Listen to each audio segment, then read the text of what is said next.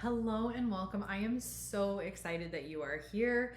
I know how hard and frustrating this whole type of journey can be for women and how isolating it can feel and how you're just searching for answers to the questions that you have. And I am so happy to be part of your experience and help guide you through this. So let's talk about what Better Periods and Fertility in 90 Days is really all about, because you need to know what normal is first. I don't know if we've ever met or not. I'm Gina. I'm a physician's assistant who went through traditional medical schooling and has since turned functional. I now have the privilege of helping women improve their hormones, make them have easy, predictable, pain-free periods like clockwork, and get pregnant completely naturally, even if they were told before that that is not possible. And that is the beauty of what we're going to do in a functional approach. We get to the root cause of why your hormones are an issue to begin with. That does not mean we're going to focus on your hormones, but we have to know what normal looks like and what is not normal so that you know that you are valid in how you're feeling. I may not cover every single symptom you have here, but I can tell you it's all very related. Your body, your symptoms, your hormones, they're all messengers that your body is using to communicate with you. It wants to be in a place where you are fertile and your periods are predictable, pain-free, and easy, just like clockwork. Balanced hormones gets to look and feel good. So let's talk about what the 4 phases of your cycle actually look like. Because I feel like I was always taught that you're either on your period or you're not on your period. And that's all that mattered when it came to your hormones or your cycle or anything. But that's so far from what we actually are finding is super important for women to know. So let's start with the first part of your cycle. It's your menstrual phase or your period. So the first day that you have bright red blood, and that is when your period is happening. That's when your cycle officially starts. Then we have your follicular phase. And while your hormones may be at their lowest during your menstrual cycle or your menstrual phase, the follicular phase is when your hormones start to increase again. By day 8, these will start to rise. You feel your energy returning. You start feeling like yourself again. You're starting to feel creativity flow. So many beautiful things. And then we have your ovulatory phase. And when we ovulate, this is the main event of your cycle every single month. Like, this is the thing. Regardless if you want to get pregnant or not, this is absolutely what you want to happen. You will look and feel your best, and everyone will notice. They actually did a really interesting study where they looked at women who were strippers. They looked at women who were on hormonal birth control and women who were just naturally having their cycles as strippers. And what they found is the women who were having their natural cycles actually made more than the women on birth control, because that is your body's whole goal month after month, is to get pregnant. And so you're giving off these pheromones, these vibes, like all of the things that really make you look and feel good. That is your ovulatory phase. It will make you look and feel so good. You look in the mirror, feel like you're vibing with yourself. It is wonderful. Then we get to our luteal phase. This phase is so important. It's a set number of days for a woman on average, and that can be different from woman to woman. It just kind of depends, but you should see a general time of the month where this is going to be consistent for you. It's also one of the best ways to know when your period's coming, because this phase is the couple weeks leading up to your period. This is a very progesterone dominated phase as well. And one of the biggest things and most consistent things that I see with the ladies that I work with functionally is that we have a lot of issues with progesterone, whether it's low, whether it's normal and estrogen is too high, giving symptoms of low progesterone. Whatever's going on, especially in this phase, is typically driven by that. And I will say so many women have imbalances that kind of come back to progesterone. Cortisol is another one that will make progesterone have a really big hit. And I know that that's a really big thing in our society, right? Like, we talk about all of the time. I see it all over in social media that if you're running from a bear, you want to make sure you run from the bear and you can get away. Absolutely matters. I want to be here to have a period. That's perfect. But our society is creating this environment where we're always running from a bear. It never gets turned off and it becomes a problem. And that's when we start to see dysfunction in our cycle and the different phases. So how long on average should these last for? What should they feel like? What should they look like, right? Your menstrual phase is pretty comparable to winter. I don't know about you, but I like to hibernate, stay inside maybe a little bit more. It's cold, it's chilly, wrap up in a blanket, have my hot chocolate, and just let the vibe be cozy and warm and snuggly. We can say on average, using like a 28 to 30 day cycle, kind of just depends. There's no right answer here when it comes to cycle. I'm going to use this as an example, but your cycle can be anywhere from 21 days to 35 days. And as long as it's within a consistent number of days for you, that's normal. I know that we get perpetuated if you don't have 28-day cycle, it's probably not normal, but that's just not true. Every woman's cycle can be different. So days 1 through 5-ish on average could be the winter phase, your menstrual phase. Your hormones are going to be at their lowest during this time. So our energy typically is going to be as well. Then we move into our follicular phase, which is kind of like spring. Your hormones start to increase again and you start to feel like you again. Your energy comes back. You start to feel like you have creativity again. This can be somewhere days 6 through 14. On average, this phase can be like open to influences from the outside world. So there can actually be some variation in your follicular phase. There will be examples that I use later too of like women who have PCOS where they kind of like get stuck in this follicular phase because they're not ovulating. And then you have your ovulatory phase. This is like summer. It is the best time. You look your best, you feel your best. Other people will notice and potentially can compliment you during that time as well. But like summer, it's also super short and super sweet. Only lasts typically for about 48 hours before it is all said and done. And then we move into our luteal phase. This is like autumn or fall. When the leaves start to change, we start to calm down. This particular phase should be a set number of days. It's also one of the big indicators to know when your period's coming to make your cycle very predictable. There's a minimum number of days and there's a maximum number of days. If you're outside that maximum number of days, you might be pregnant. So that's all something to consider when you're looking at your cycle. But understanding these is how you get to a very easy, predictable, pain-free cycle that is like clockwork. You know when it's coming. You know what to expect. It is that easy, ladies. Like it is life-changing when you get to that point. And while rarely is a healing journey going to be a linear straight line between 2 points like we would love it to be, it is so incredibly worth it. Like this is what is going to be the thing that makes you feel so good to be you. You get to pass this down to your children, both your boys and your daughters, like sons and daughters, right? Like everybody can understand what's going on here. Men can start to learn how to support women during their menstrual phase and their follicular phase, how they're going to feel during their ovulatory phase and their luteal phase. Like it will feel so unbelievably good. So let's look at your menstrual phase. Some of these symptoms that we'll talk about may not just be unique to that one phase either. There's a lot of overlap that can happen depending on what's going on with your hormones, depending if you have histamine issues that are contributing to this, cortisol imbalances. All these things need to be taken into consideration when you're looking at your hormones as well. But let's start with the menstrual phase. You're feeling cozy, it's winter, you want to wrap up days 1 through 5.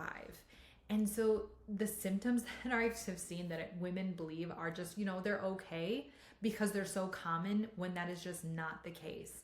They get perpetuated in our society that like women get told, oh, it's just your period. You're just fine. It's just part of being a woman. Like, I don't even know the things that women are telling other women, but this is not normal. You should not have such heavy bleeding that you're going through a pad, a super tampon, and it happened within an hour. It should not feel like that, like you're bleeding to death. It should not be happening like that. I just got done cleaning out one of my bags and I found an extra set of work pants and underwear and I just laughed because I didn't know if I should maybe cry too. Like it's just so surreal to me that I no longer have to pack an extra set of clothing with me just in case something happens, just in case my period started because I didn't know when it's coming, just in case it was so heavy I bled through whatever clothing I was already wearing. Like just in case supplies are no longer a thing. And I'm not constantly thinking, do I have something in my car in case I need it? Do I have this in case I need it? Is this vacation going to be on my period because I'm not going to be able to do something because my cramps are so bad? I have to have my heating pad, my Tylenol, my Motrin, my ibuprofen, like whatever it is. And I don't ever have to worry about calling in sick to work or trying to skip a girls' night out or missing out on vacations and memories or birthday parties and family events because I can't get off the couch.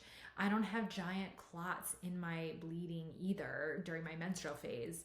I don't suffer from headaches and migraines because those should not be happening. If you find you have no energy on your period, like it literally is sucking the life out of you, that's a problem. We shouldn't be suffering from mood swings and irritability. We shouldn't have some parameters that we should put around your period too. Like it shouldn't be longer than 7 days. I know that there's so many women out there that have periods that will be way beyond that, whether it's, 10 days to 14 days because of all the spotting and other things that you're having. Versus it shouldn't be shorter than 3 days, because this again is suggesting that there's something going on with your hormones and something deeper is going on in your body. Our hormones are the messengers. They are just trying to communicate with you that there is something going on in your body. It is just your body's way of communicating and talking, and that is something that's super, super important. So what maybe are these like suggesting, right? Because during your menstrual phase, your uterine lining should be shedding, right? Like our hormones are at our lowest. You're going to have some feeling. You're going to know that this is happening, right? And I would say I know that this is happening, but it never stops me in my tracks anymore. I went from sitting in Target's parking lot, holding on to the car door handle, trying not to pass out and breathing through my cramps like I was in labor, to it's not really a big deal. It doesn't matter. All of that is super, super important. So something that like these hormones could be suggesting to you is like heavy bleeding, clotting, or really painful periods. We need to look at things like estrogen dominance and fibroids and endometriosis, or is progesterone just low, whether it's truly like a high estrogen or it's a normal estrogen and low progesterone. There's different ways that estrogen dominance and progesterone can really look too. Whether you have headaches and migraines, like are you having excess like estrogen withdrawals? Is there just too much of it? Was the low progesterone really the issue here? If you have low energy and fatigue, what is iron doing? Are you bleeding so much that you're just losing a ton of iron and this is an issue? Do you have low thyroid function and you are just not able to really get through this like exhaustingly more taxing time period of your cycle? Do you have mood swings or irritability? Like, is your progesterone low? Are we having blood sugar issues? Like, are we, having something going on with just fluid loss? What is going on here? And then you have your follicular phase. This should be no later than day 7. Our hormones start to rise on day 8. This can kind of really be the day that your period stops too. You could count this as your follicular phase. And if you're still bleeding into your follicular phase, also a problem, but that's just something to consider. This is like spring, energy starts to rise, all the things happen. So what are some common things that women talk about during their follicular phase that are not normal for your period or for your cycle? Having irregular periods and missed periods. So I put a little asterisk next to this one because this is a little almost weird, like why I included it here. But the reason I included it here is more for like my ladies with PCOS or problems with not having regular periods, because some women will actually get stuck in this phase and they will not ovulate, and so their cycle does not continue as it should. It's an anovulatory cycle, so to speak. They don't have that ovulation happening. So that's why I include it here, because you can get stuck in this phase. If you have really low libido or sex drive, that can be an issue because testosterone should really start to increase and peak here as well. And that's one of the hormones that contributes to your libido. If you're having anxiety, poor focus, or if you feel like you can't build muscle, could be a problem with like your hormones as well and what's going on during your follicular phase. So what does this suggest, right? Estrogen should be rising. All of our hormones should start to rise during this phase, with the exception of progesterone that only comes after ovulation. You should start feeling energy and creativity coming back. It starts to flow again. You start to feel like yourself. That energy is starting to feel good because your body is preparing for ovulation. So what does some hormonal imbalances like suggest during this phase?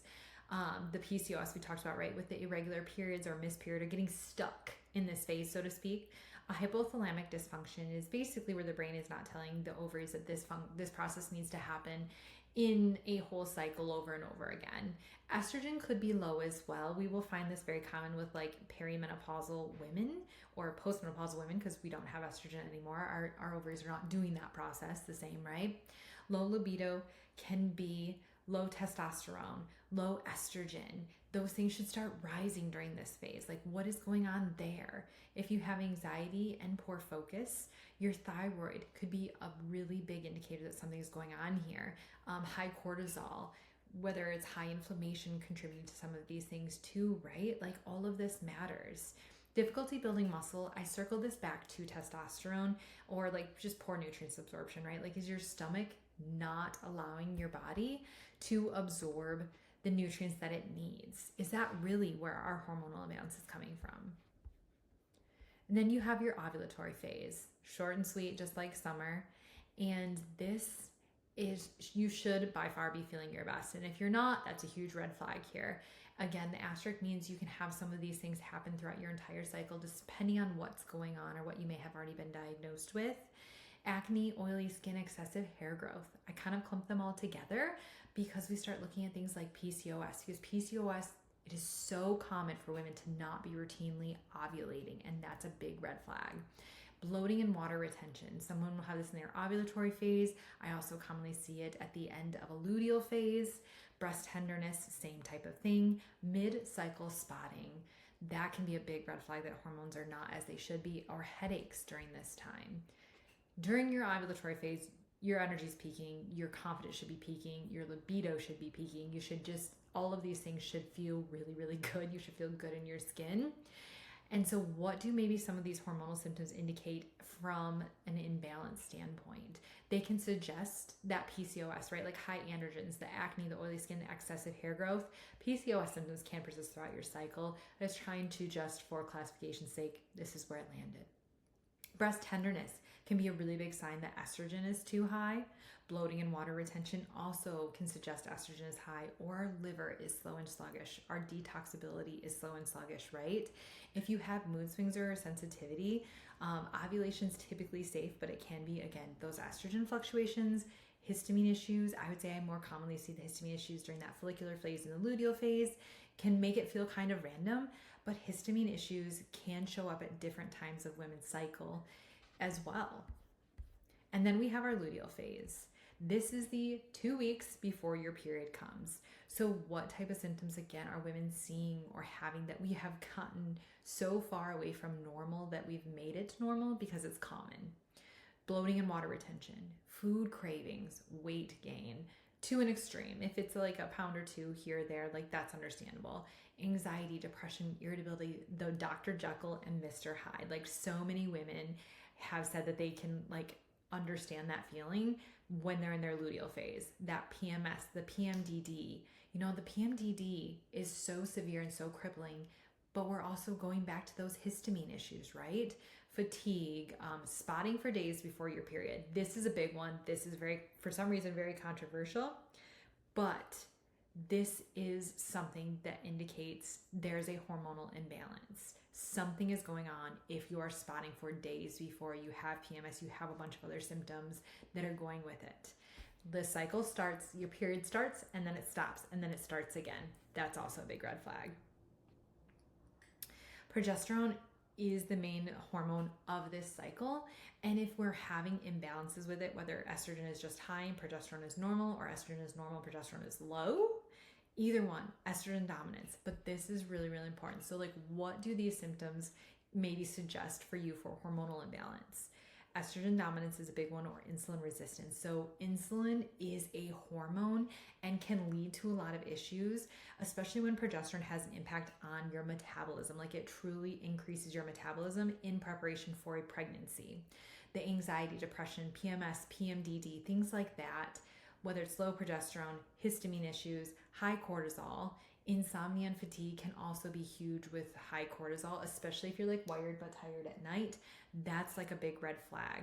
poor adrenal health. So many people want to talk about adrenal fatigue and how like you're not producing any cortisol. But what actually happens is that you either are running out of minerals to fuel this process, or it's kind of like, I don't know, I like to compare it to Everybody Loves Raymond. He knows his mom lives next door and she's coming over, and he runs and locks the door and she's pounding on the door saying, hey, open up.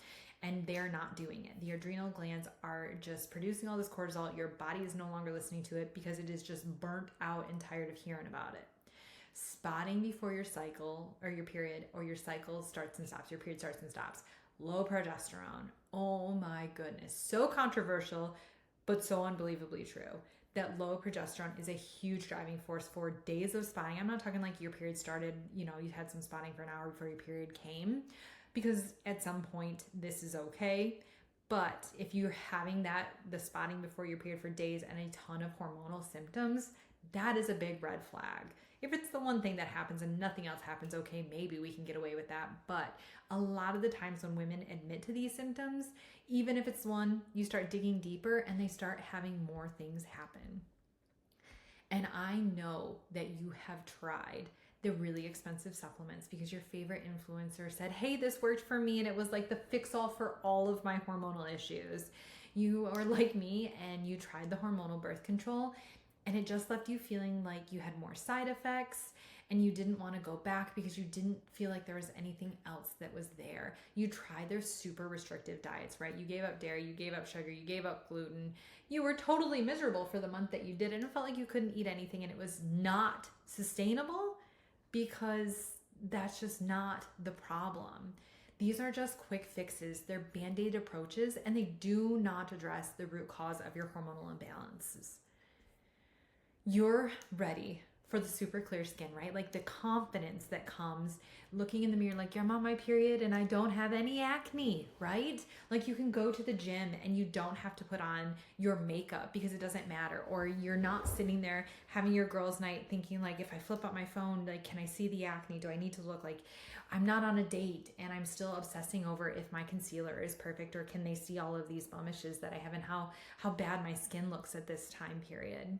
Like you're not canceling those dates and those plans. You're going on vacation and enjoying it because your cramps aren't debilitating and keeping you stuck on the couch. You get to make those memories and be a present mama, right? Like you get to come back to that thought of like, I get to focus on my child and be here because it doesn't matter that I'm on my period. We literally went to Yogi Bear Campground, went into a water park on my period, and I got to be so active and so in the moment. And so many women are dreaming of those moments. It can be such a reality for you because it can be there. No more bloating, feeling confident in that bathing suit, even on your period, because I know I was. It didn't matter. Nobody else knew. There's no more I'm apologizing to my spouse and feeling like I'm ruining my relationship because I'm Dr. Jekyll and Mr. Hyde. My dad could not stand to be in the same room with me because my PMS was so bad. It was that bad that it was literally impacting my relationship with him, but there was nothing that I could do. Hormonal birth control just made me an angry, raging monster on top of it. And I just felt like so out of control and so hormonal on birth control, but yet felt like it was going to be the only option. So I just had to deal with it, right? That does not have to be your reality. That is exactly what I came from. I know you probably can relate to so many of those things. The hormonal headaches are taking their toll on you. Like it's all too much. And you just want answers. You just want to feel like you're home in your own body again. Like this is the person you want to be. You have been dreaming of being a mom your entire life. You have the baby's name picked out. You know how many children you want. You know what you want your birth plan to look like. Like you're so ready, but you just can't get there because you can't get pregnant. And children can be the greatest gift from God. It is amazing. Like that is so huge. And you know you're meant to be a mama. That is what we do. That is what we work on inside of Rooted Hormone and Fertility Coaching. This is the one-on-one program where you do it all. You stop guessing and we start testing. And by the end of the 16 weeks, you know exactly what your body needs in order to get you to where you want to go, to where you want to feel. There will be no more guessing because you'll have a roadmap. You'll have the clear way of doing things. That is why we include hair testing, why we look at your gut, why we look at your thyroid as a whole. We do so much more than just looking at TSH, and we look at your adrenals. Are they exhausted? Like, what does your stress look like, right? And we will look for getting you into an optimal range instead of everything being so black and white. It is something that you can do. It is so for you. So, if you have less than 5 symptoms, I mean, maybe you still even feel off. Maybe we need to dig deeper too. Like, you should not be wondering what is going on. Most of the time, if you have more than 5 symptoms, we want to really dig deeper, really go and test, not guess. Let me show you exactly what your body needs for pain-free periods, no more cramps, how you optimize your fertility, your new normal, right? That's what this is. Welcome to your new normal. I am so excited. Like, these results are so ingrained in the program, right? Kylie had been trying to get pregnant for 2.5 years, and she had previously had to do fertility treatments, and within 6 months of us working together, she was pregnant. Kelly's periods went from completely unpredictable. The girl's like, I don't know if they're going to be 105 days or if they're going to be 65 days, to a regular 35 days cycle, month after struggling for years. She's like, I never thought they would be normal again. And that was huge. And Alyssa's acne vanished 9 months after taking hormonal birth control for well over a decade of being on it for her hormonal acne. And she was so brave. She did a testimonial with me. You can find it on my Instagram, where she actually sat down and said, hey, this is my skin without any makeup on an Instagram live. That's how confident she was in her skin. Like, can you even imagine looking in the mirror and saying, I'm going to get on Instagram for everyone to see, for the public to see, this is my skin, this is what we did. And before, I couldn't even think to not be on hormonal birth control because of it. These are real women getting real results, and you can too. As always, this is not medical advice. If you have medical necessity or questions, you do need to talk with your primary care provider. I always encourage you to have a really good evaluation with them, have a really great open conversation. You need them. I think that they can be a great tool. And if you don't have one, we're always open to helping you find one, because I think that it is so important, and you have that support that you need, and somebody who cares about you and listens to you, and you can have that long-lasting relationship with. Because I know that when I was in Western medicine, that is exactly what I wanted to do for people, is be that rock for you. And I want you to have that too, because it's so unbelievably valuable. If you have questions for me, let's freaking talk about it. What are your symptoms look like? Let's see if this is a good fit for you. I'm here to support you in any way that I can. Let me know. What do you need from me? Reach out. I would love to chat more and really give you the direction that you're looking for. And that is what we do here.